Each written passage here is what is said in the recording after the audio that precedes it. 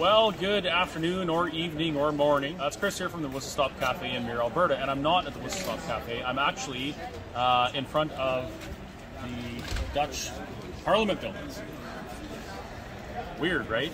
Yeah, so we're about to go in, and we have a meeting with the leader of one of the political parties here in the Netherlands, and it translates into in the interest of the Netherlands is what the party name is.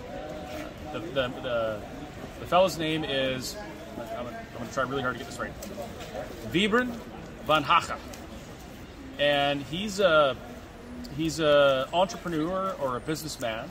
I found out he's a fairly wealthy individual who doesn't have to do this kind of job. He's doing it because, like me, he sees things going on in the world, in his government, in his country that he doesn't like, and he doesn't like the path they're on. So he's doing something to change that. And he's graciously invited me to sit down and have a chat with him and interview him.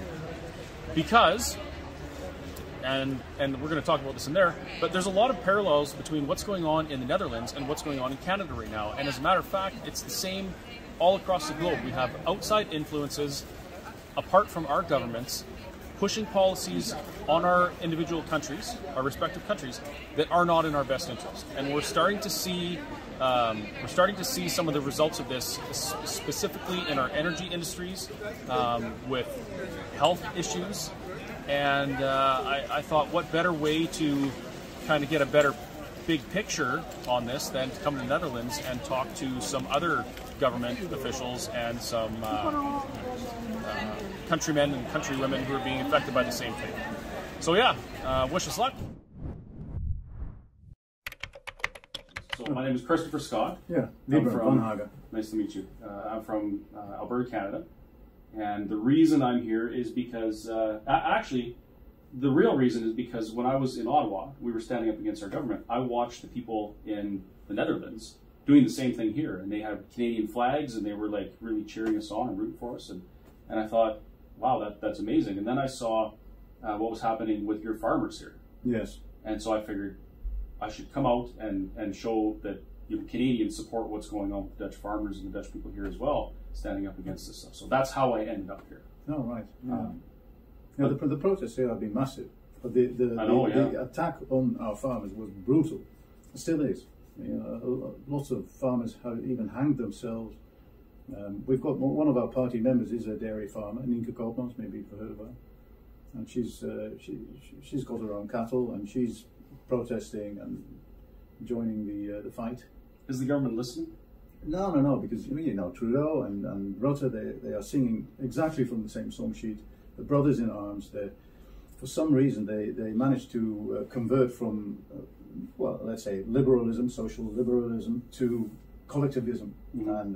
And in my opinion, it's more or less a communistic, collectivistic attack on anybody who's working or who's successful, who managed to save some money, and they always start, we've seen it with Stalin and Pol Pot, they always start with the farmers, the landowners, and then they go on to hammer down on investors, on property owners, businessmen, small businesses. It moves from equality for all to equal outcome for all. Yeah, but the efficiency, of course, drops dead. Absolutely. And then you get famine and you get shortages of everything. Mm-hmm. And if our farmers stop producing, we have a worldwide problem. And same in Canada. And I'm really delighted that the truckers joined the strikes. But of course, the way the government treated the truckers was horrendous. It was. I had to leave 2 days before. Actually, the day before everything happened, I was there for a month. But my girlfriend and my traveling companion, he does shows with me, his name's Kerry Lambert, they had to get back because they had been saying, oh, one more week to work. Yep. And we had to go back, and we left, and then the horses were trampling people, and it was unbelievable. But I see the same thing happening here, and I see the same type of policies. And what I've noticed is that these policies aren't to the benefit of the people of our countries. Yeah. At all. Yeah, that's why our political party is called the interest of the people, the interest of the Netherlands. Mm-hmm. Because the interest of the Netherlands is long gone. It's the interest of a small elite bunch of people, and they are the administrative elite, as opposed to the capitalistic elite that we had. In the past, you could just work hard and become rich and have your luxury, but that's gone. Now these bureaucrats, they've formed their, they've just taken over the power. In Canada, there's 38 million people, and we have 1 million federal employees. That's not counting police or military or anything like that. And then we have probably 1.5 million provincial, and then I don't know what municipal is, but the number, I think for probably every 15 people, there's one person in some sort of bureaucratic position in Canada. And I don't think that's sustainable, and I realize it's not much different here. The bureaucracy is just huge to the point where... Well, the government is exploding. The traditional liberals, the traditional right-wing government would always say we need a small, efficient government.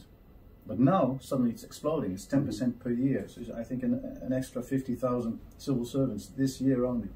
That's hallucinant. It's ridiculous. It's unsustainable. And it's a cost. And the cost have to be, well, the people bearing the costs are the people like you and me working. So it's not sustainable. Now it's come to the point, and I think if it hadn't been for COVID, we might not have seen this. Exactly. But it's come to the point where my business, they told me I had to shut my business down.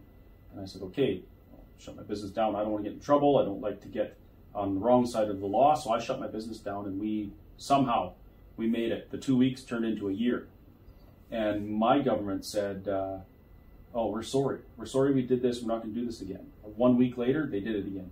Exactly. And so that really got me thinking about what the government's position was and what their purpose was in my life. And it should be, they're there to regulate and give us the tools and resources we need to succeed. The government needs to serve the people. Serve the people. The other way around. When you're talking about communism or socialism or collectivism, then we have to serve the government because the government is in power, and that's the transition we're in, and that's what I'm fighting against.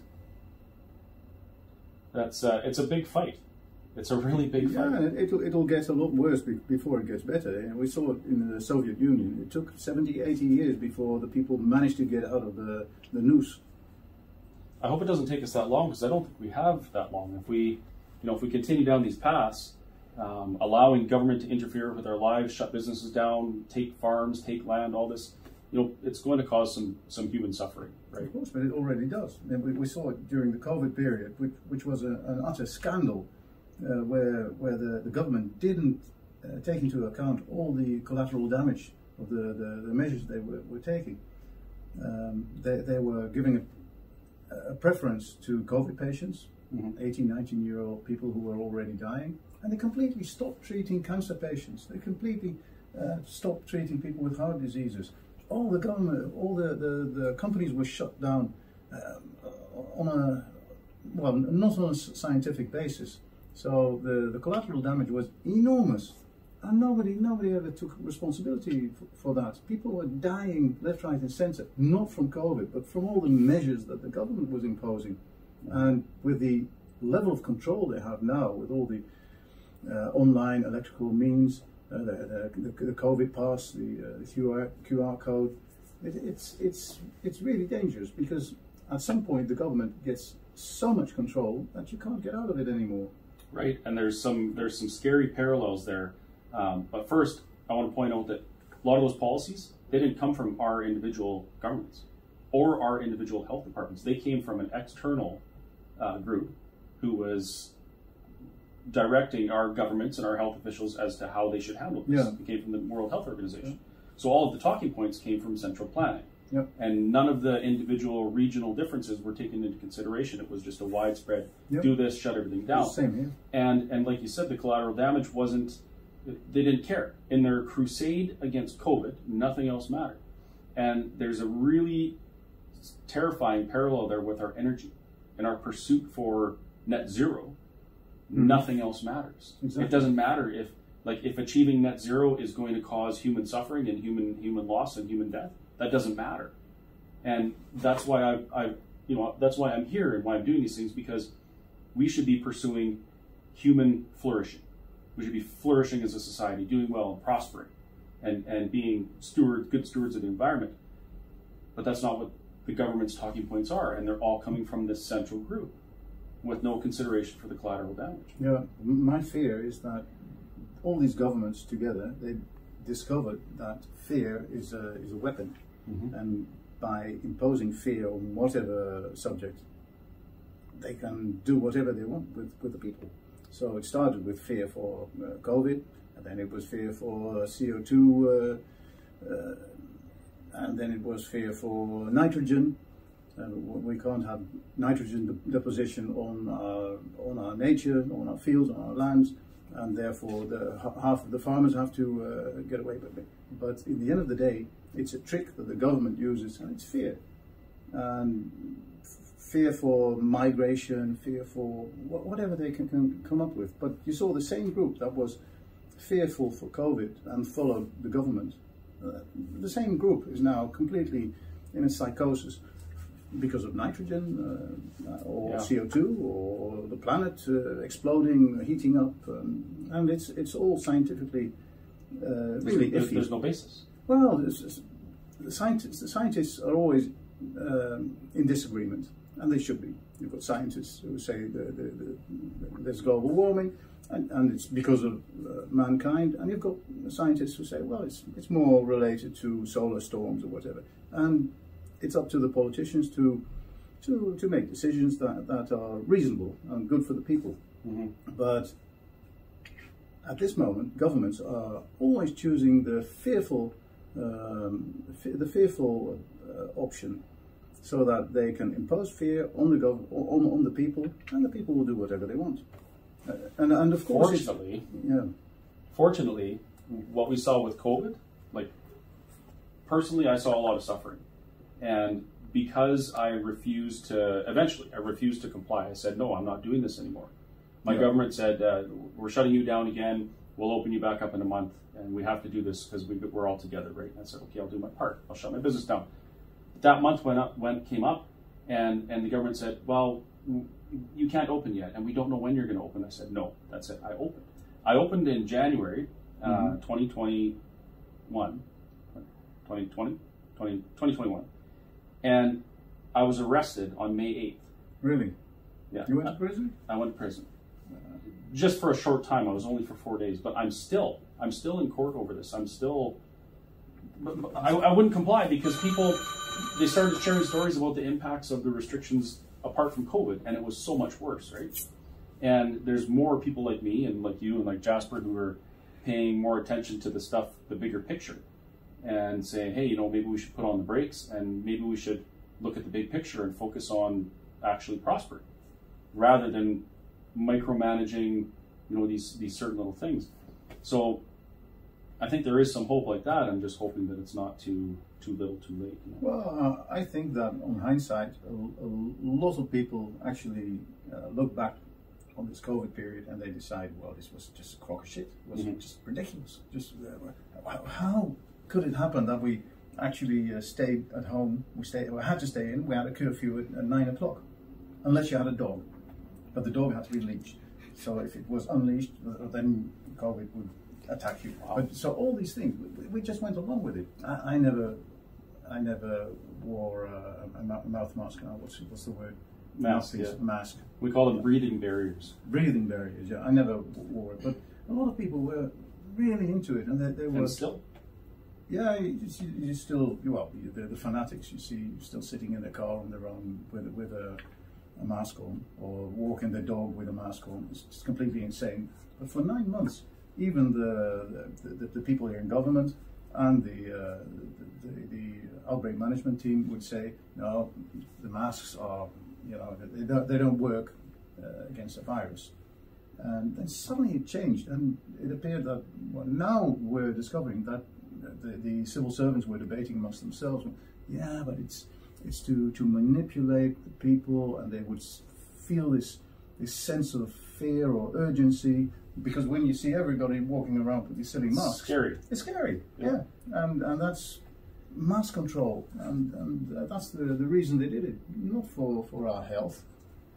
In Alberta, our previous Minister of Justice, he's a different minister now, his name's Casey Madhu, he actually, a couple months ago, came out and said what the Alberta government did was not about health.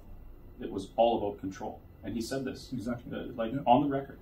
And it blew my mind, because at the time, I was saying, this isn't about health. I can see this. This is about control, and you're not going to control me in this manner because you're going to kill me. And he was the Justice Minister, and he didn't do anything. He didn't do anything when the police in Alberta were coming to my restaurant and giving me summons and tickets, and they chained my business shut. They actually chained the doors of my business shut and kicked me out. And then I held a protest about it, and they threw me in jail. They actually threw me in jail for protesting. Yeah. So what happened there is the health authorities went to the courts without me being present. They told the judge that I didn't have a lawyer, which I did. They had been interacting already. And they got an injunction against me that said that I couldn't protest. Yeah. And protesting in Canada, that's a constitutionally protected right. It's a charter right. And there's no caveats on it. It's just you have the right to protest government policy. Of course, it's our constitutional right. Same here in the Netherlands. So in Canada, I went to jail in a free country for protesting. Yeah. And that's why I've kind of stepped out of my business, and I'm trying to do more of this stuff because I want people to understand what's going on. But in the end, it won't happen within a couple of years, but in the end, don't you feel that these people have to be brought to justice and they have to absolutely sentenced? I think a lot of that's going to happen right here. I truly hope so, but at the moment there's no sign of it. There isn't, and there's a big call for amnesty right now. I hear that a lot. We want amnesty for those who got tickets and got put in jail and stuff like that. And I don't want amnesty because I'll win on the merits of my fight. Yeah, of course. And when it comes to amnesty for those who did this to us and thinking they can get away unaccountable, I'm not interested in that at all. No, neither am I. I think they have to be brought to justice and they have to get a sentence at some point. And it won't happen within a couple of years because these people are still in power and they're still rolling along. But at some point, people will vote for different leaders and they will open the can of worms. So, on that note, in Alberta, we realize that we can't just rely on politicians anymore. We have to do something outside of that, something bigger, something to give politicians the courage to actually do the right thing instead of do the popular thing. Because right now the popular thing is net zero, push vaccines, and be scared of COVID. That's popular, but it's not the right thing. So we formed groups in Alberta. One of them is called the Alberta Prosperity Project. And the idea is that we create this parade of people who believe in freedom, believe in individual self-determination, small government, and prosperity. And we make it so big that the government has to pay attention. And now they can go into the legislature or parliament and they can say the truth without fear of being canceled by this woke kind of crazy culture. It seems like a good initiative, and I hope it will give us some results.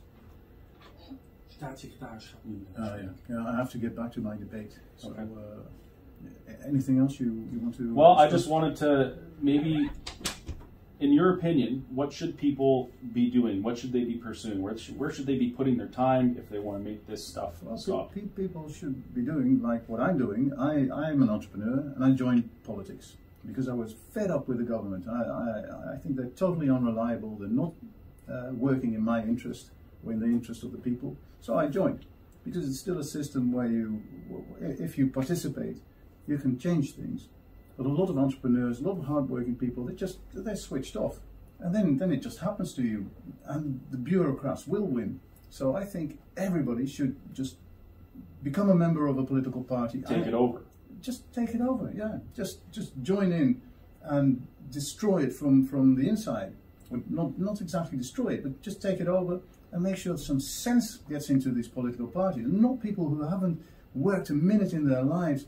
And they're just, they're young, they've just graduated, and they start telling us what the world is all about. No, I want people with 20, 30, 40 years experience in some field and use their competencies and join a party, become a member of parliament, and then we can put things right. But as long as we have people here with zero competencies, zero experience, it will remain the same. So I think there's a call to action for yeah, for anybody who's hardworking and who's sane, who's just using their common sense, keeping things simple instead of all these bureaucratic nonsense.